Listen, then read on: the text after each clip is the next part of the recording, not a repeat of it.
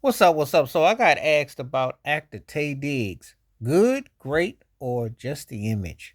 He's an interesting actor. Versatile enough to do Broadway, can perform. Definitely got that aura, that New York kid vibe, and has done a lot of roles. Um, if you are very picky and you observant and you figure the typecast of the Hollywood plantation, you know the obvious thing with the elephant in the room is he'd be considered a triple junior whopper, broke version of Sidney Poitier. That would be the dismissive way because the way he's always dressed and his kind of persona is very safe, and it seems like he missed his era, late 60s, early 70s, and it was some would be considered kind of bougie and stiffy and stuck. But he obviously definitely holds his own in roles. It's just that he gets underwritten. They really don't know how, because he's got this old old vibe young cat thing going, which doesn't loan him well because he's just straight and narrow. And he's see, this is the thing.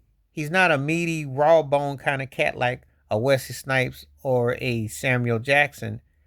He doesn't get to reach and expand like Lawrence Fishburne, and he doesn't pull the kind of leading man vibe that Denzel Washington or what they're trying to do with Michael B. Jordan. So he's one of these guys that has an interesting aura about him that I would say that if, different era, different situation would have probably manifested into something totally different, but it hasn't. And so he kind of gets typecast into, the black Buppy, and he also happens to have like a certain type of demeanor that loans itself to it.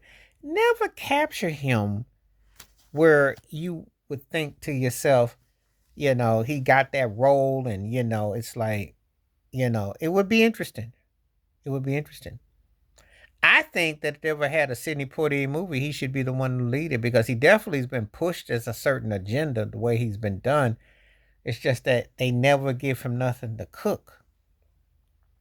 You know, his roles are done effectively, efficiently, but they don't really let him cook. So that would be if he got to really unwind, and you got to see him in a different total light. You know, because I just think that he doesn't really get a chance to showcase all of his wares without being kind of like restricted. Like how Stella got a groove back. It's everything has kind of been cool, but it doesn't really go to another, hit. So that's kind of how I am with him. But I didn't, I liked him in The Best Man. I thought he was very smug in a black Woody Allen kind of way. Think about it. You seen how some Woody Allen was in Annie Hall. So if I found out Taye Diggs had been studying Annie Hall when he did The Best Man, would I be surprised or shocked? Because it gave me that kind of aura, you know.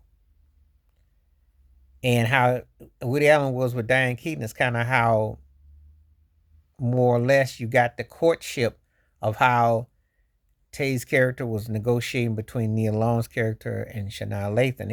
It was really interesting how he was pushing that back and forth, and he knew he had it like that, and he was kind of smug with it, but then he was also vulnerable.